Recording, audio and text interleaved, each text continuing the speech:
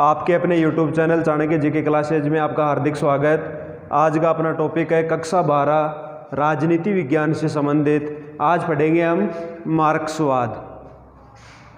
मार्क्सवाद ऐसी विचारधारा है जो कार्ल मार्क्स और उसके आजीवन रहे दोस्त फ्रेडरिक एंगेल्स ने शुरू की थी। उसके बाद में लेनिन, माओ और ग्रामसी ने उसे आगे बढ़ाया। तो इन सब के विचारों को मिलाकर के मार्क्सवाद कहा जाता है। तो आज का अपना टॉपिक है मार्क्सवाद। मार्क्सवाद Karl Marx, Friedrich Engels, Lenin, Mao और ग्रामसी के विचारों को सामूहिक रूप से मार्क्सवाद कहा जाता है। कार्ल मार्क्स का जन्म 1818 में जर्मनी में एक यहूदी परिवार में हुआ था।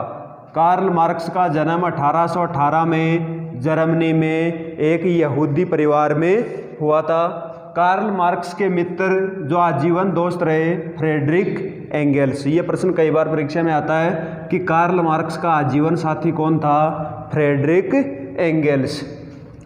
कार्ल मार्क्स के दर्शन के स्रोत, जर्मन विद्वानों का प्रभाव। कार्ल मार्क्स का जन्म जर्मनी में हुआ तो सबसे पहले उस पर प्रभाव हुआ जर्मन विद्वानों का प्रभाव। मुख्य प्रभाव हेगल, और हेगल से उसने द्वंद्ववाद की पद्धति अपनाई थी। हेगल से कौन सी पद्धति अपनाई? द्वंद्ववाद। या द्वंद्ववाद कहाँ से अपनाया था? हेगल से। भौतिकवाद फायरबाख से। फिर उन दोनों को मिलाकर के कार्ल मार्क्स ने द्वंद्वात्मक भौतिकवाद का सिद्धांत दिया। ब्रिटिश अर्थशास्त्रियों का प्रभाव हुआ, फ्रेंच समाजवादियों का प्रभाव हुआ, और कार्ल मार्क्स से पहले के समाजवादियों को कल्पनालोकीय यूटोपियन समाजवादी कहा जाता है। सामाजिक आर्थिक परिस्थितियाँ। तो कार्ल मार्क्स के दर्शन के स्रोत 4 हैं: जर्मन विद्वानों का प्रभाव, ब्रिटिश अर्थशास्त्रियों का प्रभाव, फ्रेंच समाजवादियों का प्रभाव और सामाजिक आर्थिक परिस्थितियाँ।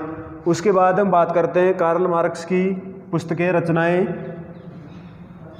The poverty of philosophy. The poverty of philosophy Karl Marx की प्रमुख रचना है। यह पुस्तक उसने प्रोंदो की पुस्तक फिलोसॉफी ऑफ पॉवर्टी के विरोध में लिखी थी। साम्यवादी घोषणा पत्र, communist manifesto, Das Kapital, the Holi family पवित्र परिवार। ये प्रमुख पुस्तकें, 2 प्रमुख पुस्तकें हैं कार्ल मार्क्स की: साम्यवादी घोषणा पत्र, कम्युनिस्ट मैनिफेस्टो और Das Kapital, the Holi family.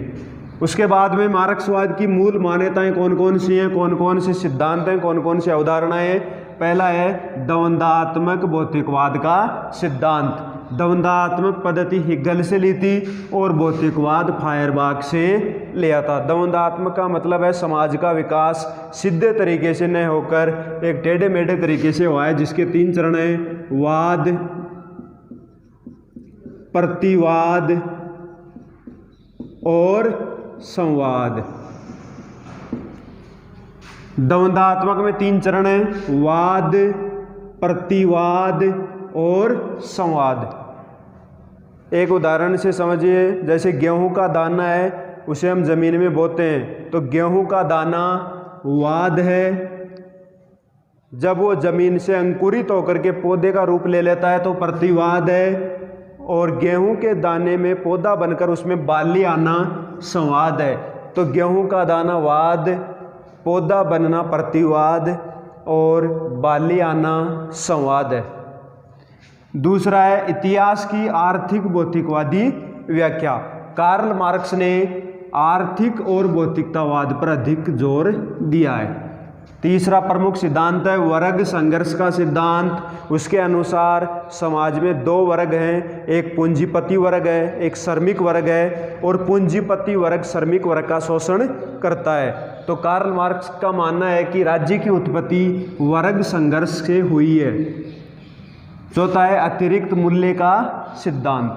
तो ये 4 प्रमुख सिद्धांत हैं: द्वंद्वात्मक भौतिकवाद, इतिहास की आर्थिक भौतिकतावादी व्याख्या, वर्ग संघर्ष का सिद्धांत और अतिरिक्त मूल्य का सिद्धांत। उसके बाद हम बात करते हैं ऐतिहासिक भौतिकतावाद की प्रमुख अवस्थाएं कौन कौन सी हैं। इसकी 6 अवस्थाएं मानी गई हैं। पहली कौन सी है?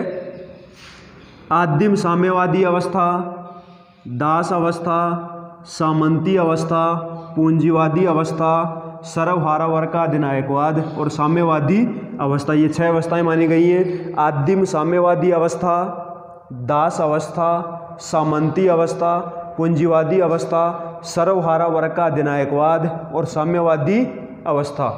अब बात करते हैं वर्ग संघर्ष की। कार्ल मार्क्स ने वर्ग संघर्ष का सिद्धांत दिया। उसके अनुसार समाज में 2 वर्ग हैं, पूंजीपति वर्ग जिसे बुर्जुआ वर्ग कहते हैं और श्रमिक वर्ग जिसे सर्वहारा वर्ग कहते हैं। पूंजीपति वर्ग श्रमिक वर्ग का शोषण करता है। अतिरिक्त मूल्य का सिद्धांत मार्क्स ने रिकार्डो से प्रभावित होकर अतिरिक्त मूल्य का सिद्धांत दिया। कार्ल मार्क्स ने रिकार्डो नामक विचारक से प्रभावित होकर के अतिरिक्त मूल्य का सिद्धांत दिया। उसके बाद में युवा मार्क्स का अलगाव का सिद्धांत। 4 प्रकार से अलगाव माना गया है। उत्पादन प्रणाली से अलगाव, पर्यावरण से अलगाव, साथी से अलगाव और स्वयं से अलगाव। अलगाव का सिद्धांत उत्पादन प्रणाली से अलगाव, पर्यावरण से अलगाव, साथी से अलगाव और स्वयं से अलगाव। इस प्रकार आज का अपना टॉपिक मार्क्सवाद। इसमें कार्ल मार्क्स का आजीवन साथी, कार्ल मार्क्स के दर्शन के स्रोत 4 हैं। जर्मन विद्वानों का प्रभाव, ब्रिटिश अर्थशास्त्रियों का प्रभाव, फ्रेंच समाजवादियों का प्रभाव, सामाजिक आर्थिक परिस्थितियाँ। प्रमुख पुस्तकें कौन कौन सी हैं, मार्क्सवाद की मूल मान्यताएं कौन कौन सी हैं, ऐतिहासिक भौतिकतावाद की अवस्थाएं कौन कौन सी हैं और वर्ग संघर्ष क्या होता है, अतिरिक्त मूल्य का सिद्धांत क्या है और अलगाव कितने प्रकार का है। 4 प्रकार का। उत्पादन प्रणाली से अलगाव, पर्यावरण से अलगाव, साथी से अलगाव और स्वयं से अलगाव। आज के लिए इतना ही। धन्यवाद। कल पढ़ेंगे हम गांधीवाद।